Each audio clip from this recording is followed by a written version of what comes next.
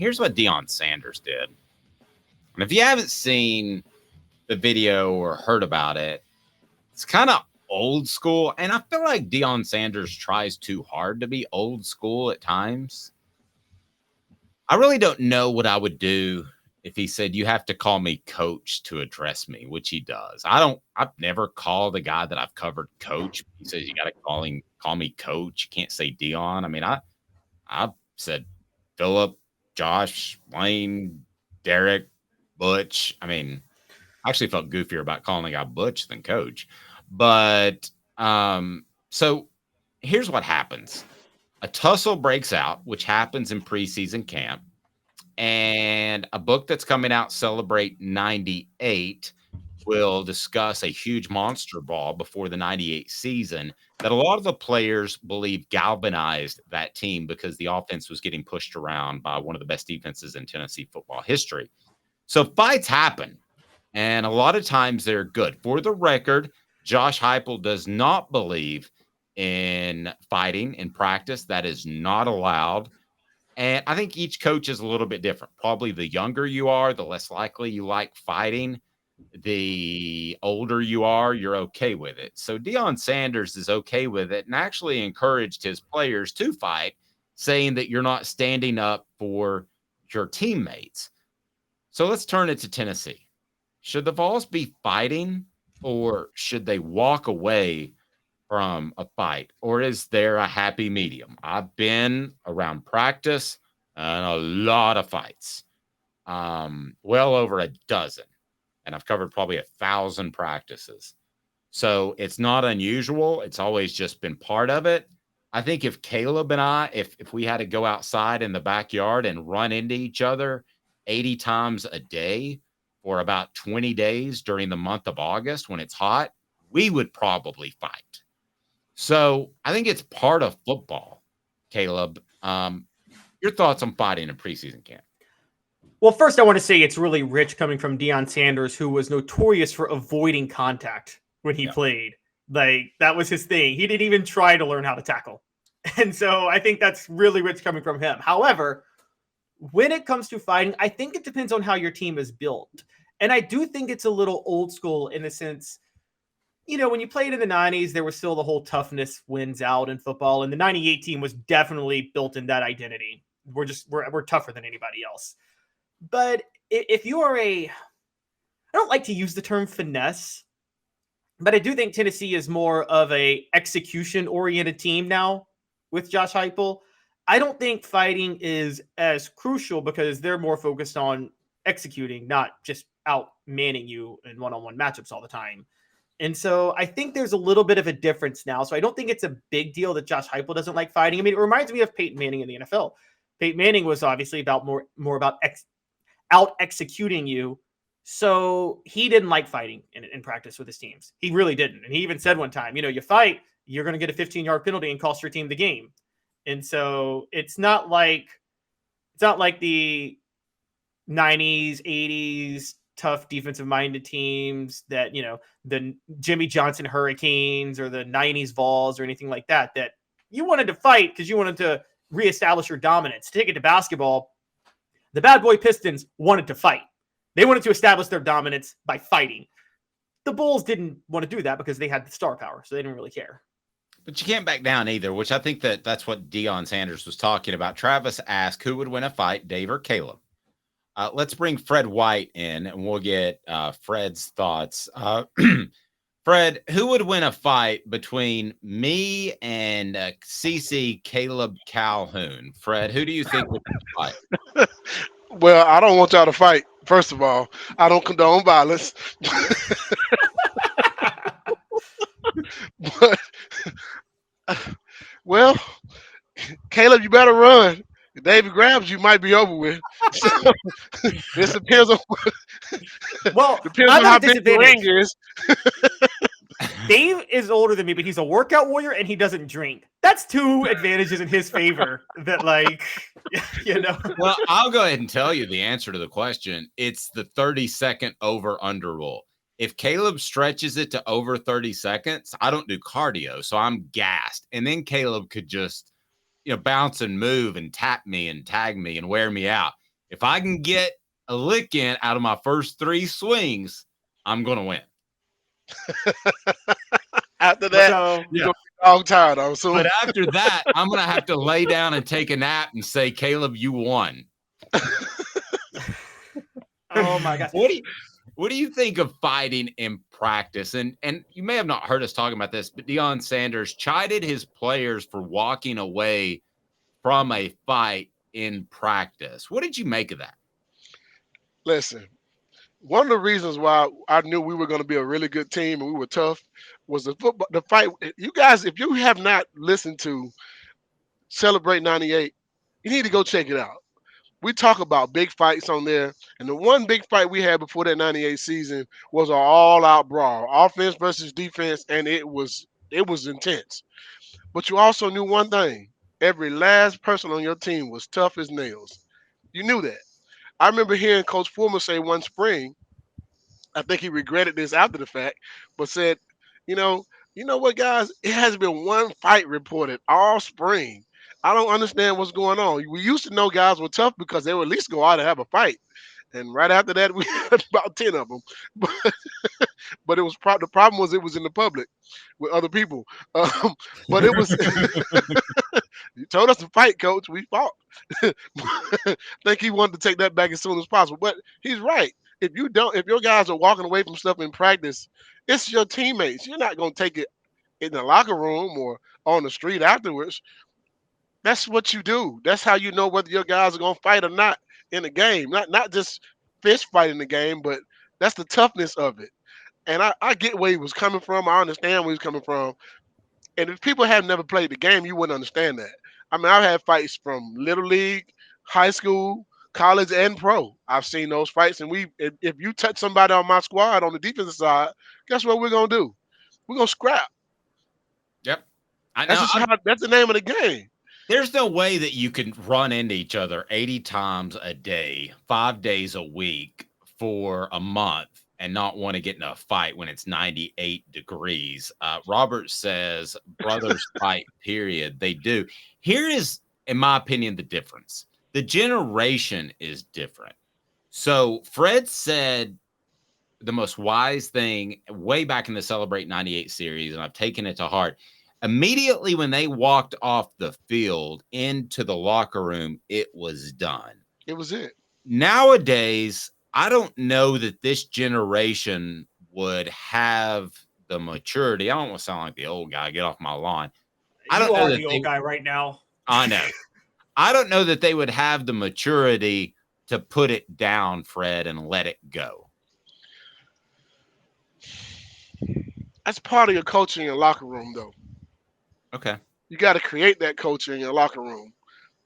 If you went into the locker room and brought something in the locker room, back in the day, guys like Tyrone Hines and Joey Kent would stop you immediately. Like, hey, man, we say that for the football field. And here we're family. On that football field, we going against each other. There's a difference.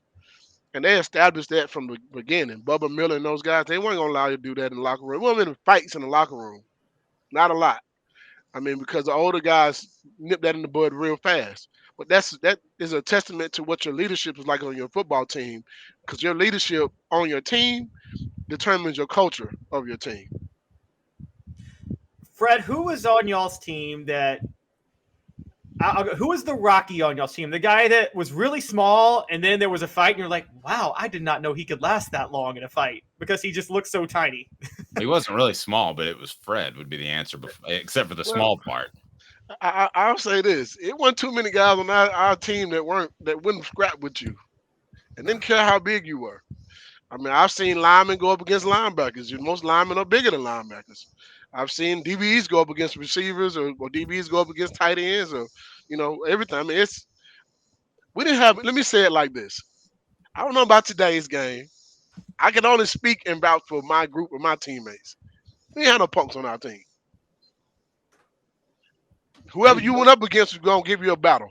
You didn't want to do that. I watched Tyrone Graham, who was probably one of the smallest DBs receiver on the squad, one of the fastest to ever come to Tennessee, fight with Sean Ellis on a daily basis. And Sean Ellis is 6'5", 285, 90 pounds. So there was no back down in none of our guys. No.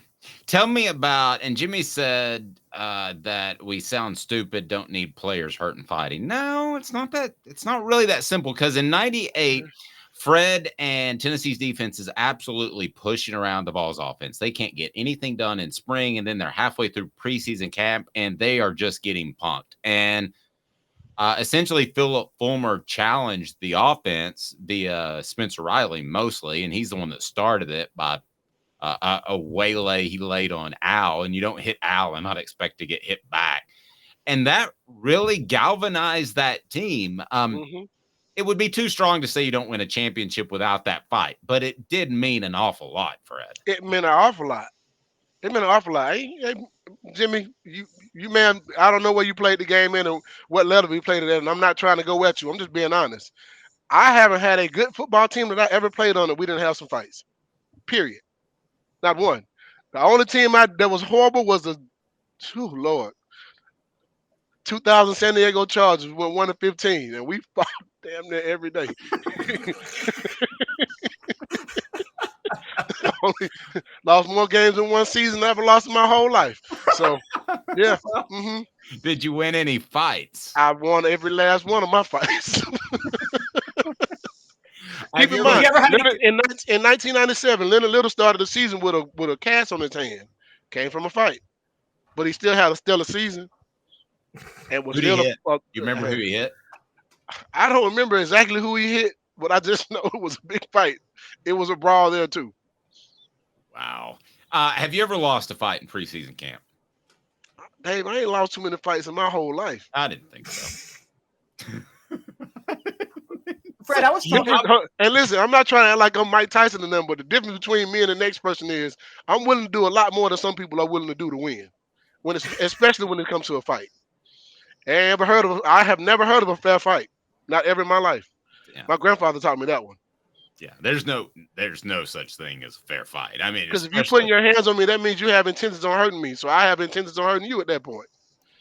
What was it? Pirates of the Caribbean. I don't know if y'all saw the movie where Jack Sparrow and Orlando Bloom's character. Orlando Bloom's like, in a fair fight, I'd kill you, and Jack Sparrow was like, well, that's not much incentive for me to fight fair, then, is it? I mean, the word fight. I mean, unless you're in a boxing match and you got gloves on, there's rules, right? But if this is just a fight, sometimes there's not a rule to fighting. But the rule is different. It's a rule when you're fighting your teammates. You don't go below the belt. You don't try to hurt someone. It is really just it's a mano-a-mano macho type of thing, really. And it's find out if your teammates are tough or not. If you when you first got to Tennessee, somebody was going to try you. And the guy who tried me when I first got here as a freshman was Chester Ford. And Chester Ford is one of the strongest guys that ever played at UT. I mean, he's a fullback who will knock your head off. I never forget him trying to scrap with me. But I knew one thing. I'm not scared of anybody. I'm going to make sure you understand I'm not scared of anybody. I may lose this battle, but I'm going to win the war. Because you got to see me the next day, and the next day, and the next day, and the next day. I'm going to win one of them battles. All I need is one win. So you were, okay, Fred's role, let me give a little bit of insight, was oftentimes mentoring the freshmen. So when freshmen would be tested, be it, Chester Ford fighting you or some other freshman, what was your role in terms of, I don't mind you testing this freshman, but don't take it too far. Where was the line crossed? Where was that line? That was the one thing we never crossed that line. And usually the guy who tried you ended up being your big brother. To this day, me and Chester Ford are like, that's my dude. I love that guy to death, and he loves me to death. And he'll bring it up sometimes. Man, I had to try you to see if you had any heart. You know what I mean? Like, yeah. And he realized I had heart, so he took me on his wing at that point, and been my big brother ever since. But that's how it works. I mean, you got to test the guy, see if you got what kind of heart you got. You don't have any heart, I don't want you on my team anyway. I mean, you can still be on the team. I'm not a coach. I can't tell you to leave, but if you back down, guys are gonna know that you might back down in the game. You ain't gonna fight. All the guys who you knew had some toughness about them, you knew they're gonna be tough in the football game. It's tough to get us all together sometimes because we're spread out across the nation and Off the Hook Sports. But we are going to be in Dallas for SEC Media Day. So maybe Fred could come along and as like a team building thing, he could just beat the hell out of Caleb. I got other ways of testing Caleb. I don't want to fight him. Well, I'm the guy, I will say, y'all can younger generation shame me because I'm the guy, if I were on the practice field, I'm not fighting. But if you're fighting, it's going on the internet. And it's going on the internet because of me. I'm the guy I will make sure to appropriately film it from the right angle, and World Star is going to get it. Hey, man. So, I don't fight no more unless I have to. If I'm fighting, that means my life depends upon it. That is the only reason I'll be fighting. I wouldn't be able to move for 5 days. You remember how you used to get in a fight, Fred, and the next day you were kind of sore, and especially, well, I did, and when I was 18, 19, I'd get in a fight, and the next day I was kind of sore, and now I wouldn't be able to walk. Well, Dave, I'm gonna tell you the difference between me going to the gym and you going to the gym is two different things. I got two nephews who I need to make sure they understand that Uncle Fred is still the dude. So if you ever try me, I'm gonna make sure I can whoop you. That's why I go to the gym. I go to the gym just in case somebody tries me and I have to defend myself. I go do kickboxing because of that. I go do Muay Thai because of that. I need to make sure that if I ain't stronger than you, I got other ways of beating you, just in case I have to have a situation where I have to have hand-to-hand combat. Plain and simple. Just for the record, Fred White goes to do chest day, lays down. What are you using? How much weight are you using for reps on chest? It depends. We do a different type of workout. We start out at 185 for 20, 215 for 225 for 15. Then I go 275 for 10, 315 for 5.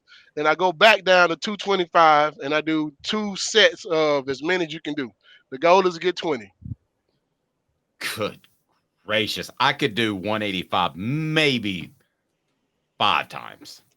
Fred, were you the if I could do an analogy, were you the Steven Jackson on the Vols? And for those who don't get the reference, when Ron Artest went into the stands in the greatest fight of all time, the Pacers-Pistons brawl, Steven Jackson was like, I don't care who started it. My brother's in the stands, and I'm going to go beat up some fans. Was that you?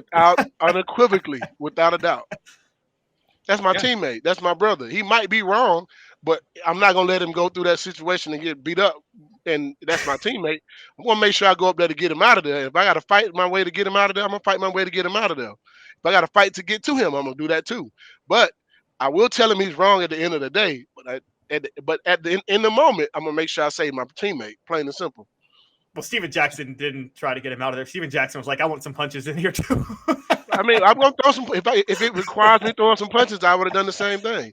That's my teammate. I'm going to make sure he's good. Now, is it right or wrong? It may be wrong, but I'll guarantee you one thing. That's my guy. That's my teammate. I'm going with him. Same thing Deion is saying. If my teammate is fighting the DBs and they all jumping my guy, don't you run away from that. You better go over there and help him. Yep. He needs to know you got his back. Plain and simple. Fred, by the way, Rocky Top Tom says personal umbrella policies don't cover liability arising from fighting. But if they did, Fred would be the guy to call. How do we get in good hands, Fred? Well, listen, you need another type of policy for that, by the way. You can be in good hands if you give us a call at 770-381-0367. You can also look us up on every social media platform there is, Facebook, Twitter, Instagram, Fred White Allstate.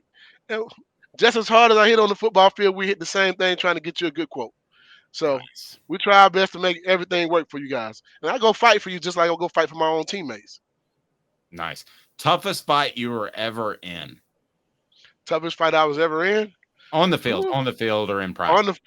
On the field or in practice. Yeah, not in some other situation. Yeah, no, those weren't tough anyway, Dave. But I'm just kidding. But I had a buddy exactly like Fred, like his size and his build. He wasn't nearly as fast.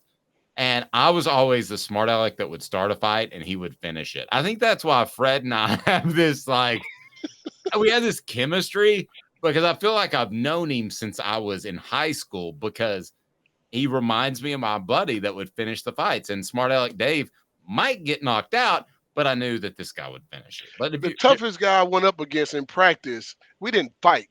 It was just the toughest guy I had to go up against. When we did the Tennessee drill, if anybody knows, it's like the old Oklahoma drill. It's the same thing. We just call it Tennessee drill. You Can take you a start- receiver Yeah. and a DB, and you go up against each other. I got to beat the block to get to the running back that's running the ball behind him. The toughest guy I had to go up against was David Martin. David Martin ended up being a tight end in the NFL. He was a really big receiver at U10. He was very strong too. But I had to go up against David Martin because it was no other receiver that I could ragdoll anybody else. Let's be honest. I don't care if it was Bobby Graham. I don't care if it's Peerless, Cedric. None of those guys could block me. The only guy that had a chance of blocking me was David Martin. And that was the best battle I would have when it comes to Tennessee drill. Now, the best fight I've ever had, the toughest fight I've ever had was when I was playing the XFL, and it was an offensive lineman from Auburn. We got into a tussle in practice because he hit me after the whistle, and we fought. I mean, it was a fist fight, and I just remember a few plays later they ran a play, and I knew he was pulling. Well, I didn't know he was pulling until I actually read the play before the play started, and I knew he was pulling, and I beat him to the punch, and I hit a 320-pound dude in the chest and knocked him flat. So needless to say, I won the battle. He might have won. I won the war. He won the battle.